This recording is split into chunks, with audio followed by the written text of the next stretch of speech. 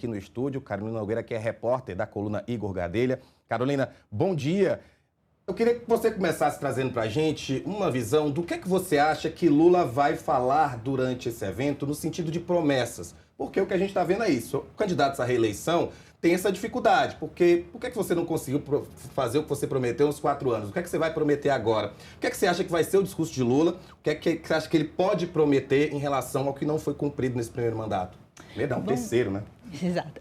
Bom dia, Rafa. Bom dia a todos que nos assistem. Bem, o que é esperado aqui para o discurso do presidente Lula é uma retomada, uma lembrança de tudo que foi feito nesse terceiro mandato e tudo que ele já fez no primeiro e no segundo mandato, né? E por que isso, né? O foco da campanha neste momento é elevar a aprovação do governo Lula, né? Então, eles estão muito focados em dizer o que foi feito nesses 3 anos, né? As políticas públicas, como o pé de meia, o gás do povo, a isenção para quem ganha até R$5.000. Então, eles querem trabalhar nessa imagem do que já foi feito. Inclusive, o presidente Lula, na convenção que teve do PSB, né, que oficializou o Geraldo Alckmin como candidato a vice, né, junto ao presidente Lula, ele fez um discurso na linha de a gente tem o que mostrar para o adversário.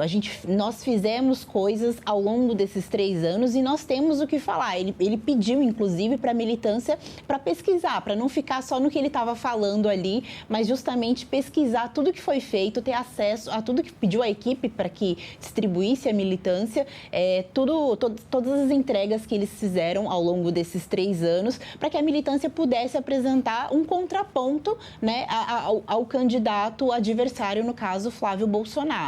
Então, a campanha foca muito nesse momento em trazer essa imagem do que o governo fez e vai evitar um pouco de promessas para o próximo ano. É claro que, assim, o discurso do presidente Lula, a gente também pode esperar um discurso muito forte em relação à soberania, que é algo que ele vem defendendo aí sempre. Eu lembro aqui também que na convenção, lá em 2022, que oficializou, né, a candidatura dele para a disputa desse terceiro mandato, ele também trouxe um pouco desse discurso da soberania, mas de uma forma um pouco mais leve. É claro que mudou muita coisa de 2022 para cá, né? Então, agora ele vai trazer esse discurso da soberania mais forte, né? Das interferências que a gente tem acompanhado aí com o tarifaço. Ele bate muito na tecla também de que os Estados Unidos vão interferir diretamente nas eleições, já convocou o Marco Rubio, inclusive, para montar um comitê de campanha aqui no Brasil,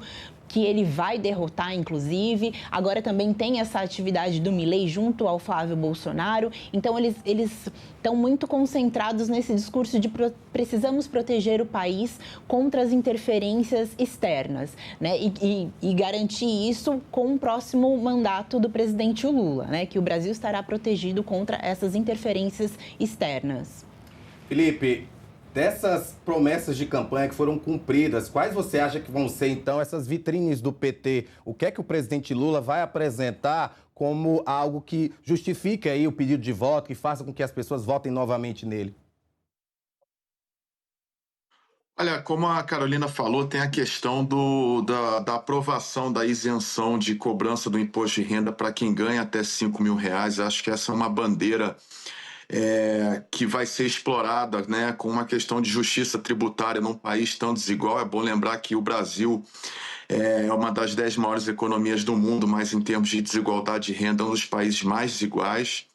É bom lembrar também que, embora ainda não tenha sentido, até porque a transição começou esse ano, o governo Lula conseguiu aprovar uma reforma tributária, né? Algo que até então era inimaginável você poder repactuar, né, em termos constitucionais, a mudança, né, do tributário brasileiro.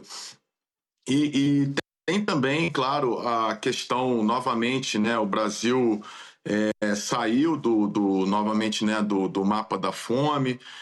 Quando o governo do Jair Bolsonaro acabou, eram 33 pessoas, né, com fome no país. Então, assim, é um governo que recuperou indicadores sociais. Então, acho que essa questão da isenção da cobrança do imposto de renda, que vai ser sentida agora em 2027, é uma questão a ser explorada pelo governo. E a questão também da interferência, né, do governo de Donald Trump nos Estados Unidos. O Brasil sofre um ataque, uma interferência, né? O Donald Trump tenta influenciar, sim, a eleição brasileira. É bom lembrar que o governo Lula, o maior índice de popularidade que o governo atingiu nesses 4 anos foi justamente quando teve a questão do aço, né? Que o governo brasileiro encampou, né, que o Brasil é dos brasileiros, né? Isso mobilizou a população, o eleitorado. Então, eu acho que pode ser esse tiro do Flávio Bolsonaro, da família Bolsonaro, pode sair pela culatra. Porque quando você tem a tentativa de influência externa de uma nação sobre o Brasil, um país soberano, a população tende a olhar com desconfiança e se mobilizar em prol do seu próprio país, Rafa. É isso. Carolina, eu queria também te fazer uma pergunta em relação ao cenário de 2026. A gente citou 2022, você trouxe aí, obviamente era completamente diferente. A gente tinha Jair Bolsonaro na presidência da República, o Lula tentando então se reeleger novamente. Agora o cenário é Lula ainda presidente, Flávio Bolsonaro assume esse papel que antes era do pai. Mas você acredita que ainda, como em 2022, vamos ter uma disputa muito acirrada? Ou pelo andar da carruagem, da demonstração das pesquisas, a própria dificuldade que Flávio Bolsonaro tem encontrado de angariar aliados, essa diferença, essa briga vai ser um pouco menos igual? Não, acredito que essa eleição vai ser também muito disputada, sobretudo porque o bolsonarismo tem uma base ali muito fiel, né?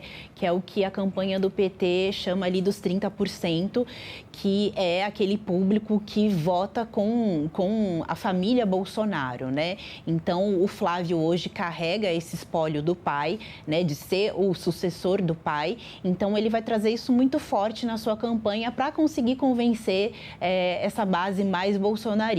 A dificuldade que ele enfrenta hoje são com os indecisos, né? Com os indecisos, com o mercado financeiro, que não compra muito as ideias do Flávio. Então, vê no Lula um candidato menos pior, digamos assim. Então, mas isso não tira ali a disputa, né? Vai ser uma disputa muito acirrada, sobretudo de narrativas. A gente tem aí uma eleição marcada pelo caso Master, que todo mundo está ligado ali, seja da esquerda, da direita, do centrão. Então, é um caso que arrasta todo mundo, né? Mancha a imagem de todo mundo. Então, a gente vai ter uma disputa muito grande em relação a isso. Nessa semana, a gente teve também 2 investigações autorizadas pelo ministro do Supremo Tribunal Federal, André Mendonça, contra o Lulinha, filho do presidente Lula. Então, isso também vai trazer, vai servir de arma para o bolsonarismo, para atacar o presidente Lula. Então, a gente vai ter, assim, uma disputa muito acirrada, né? Daqui para outubro, não tem esse clima de já ganhou por parte do PT, como algumas pessoas gostam de apresentar, né? Tem muito trabalho aí para ser feito em agosto, setembro, até o primeiro turno das eleições. Também não vejo essa possibilidade da eleição ser vencida logo no primeiro turno. Eu acho que vai se arrastar para um segundo turno, ali muito na disputa, mas pode ter um resultado, claro, mais favorável para o presidente Lula, né? Considerando que a direita também está um pouco desorganizada em alguns estados, como Minas Gerais, que é um dos estados mais importantes para a eleição.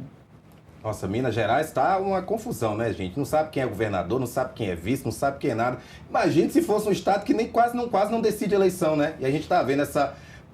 né? Acaba dia 5 as convenções. Tem gente aí que não sabe se vai ser candidato, se não sabe se vai ser candidato. Enfim, é uma novela boa de acompanhar. Ô, Felipe, o PT tem alardeado que, pela primeira vez em muitos anos, desde 1989, os principais partidos do campo progressista estão juntos em uma campanha. Quais são os partidos que estão junto na campanha do Lula? Além do PT, obviamente, o PSB, PCdoB, PV, PSOL, Rede e PDT. O que você achou dessa coligação que vai apoiar o candidato Luiz Inácio Lula da Silva? O presidente Lula, ele conseguiu a adesão de todos os partidos de esquerda, né? Bom lembrar que, por exemplo, em 2018, o PDT lançou a candidatura do Ciro Gomes. Agora, o Lula tem que fazer um aceno para os partidos de centro, esses eleitores indecisos, né? Porque o Lula, para ganhar em 22, ele trouxe o Geraldo Alckmin para a sua chapa justamente num aceno ao centro democrático. E isso fez com que o Lula ele conseguisse superar o Jair Bolsonaro uma diferença ali no segundo turno de menos de 2 milhões de votos, porque o Bolsonaro não conseguiu, à época, sair da sua bolha, enquanto o Lula pegou os eleitores da esquerda e pegou os eleitores de centro, indecisos, tá? Agora, eu acho, quanto às eleições de 2026, claro, obviamente nada está ganho, vai ser uma disputa cabeça a cabeça, mas eu acho que o presidente Lula, apesar do desgaste do poder de quem ficou 4 anos governando, ele chega numa condição eleitoral muito mais favorável do que em 2022. É bom lembrar que em 2022 o presidente Jair Bolsonaro buscava a reeleição com a máquina na mão, enquanto o Lula tinha recém saído da prisão, não tinha essa máquina. Hoje você tem Jair Bolsonaro preso, Lula é presidente, tem a máquina na mão e disputa com o filho do ex-presidente, que está no centro do escândalo do caso Master, tá? Agora, é uma convenção, né? É a 8ª candidatura do presidente Lula, né? Ele venceu as eleições 3 vezes, né? É bom lembrar que essa convenção ela acontece na semana em que Jacques Wagner novamente volta ao centro, né, dos holofotes com a questão do caso Master, o Credit Sexta na Bahia, e a questão do Lulinha, né? 2 investigações autorizadas pelo ministro André Mendonça, isso pode ter um impacto na eleição. Agora, a questão do caso Master, fatalmente ela vai resvalar no PT em Lula, né? Por essa questão do PT da Bahia, por essa questão do filho do presidente. A gente está falando aí das 2 maiores investigações criminais em curso no Brasil, né? O escândalo Master e INSS. Master em relação ao PT da Bahia e INSS em relação ao filho do presidente Lula.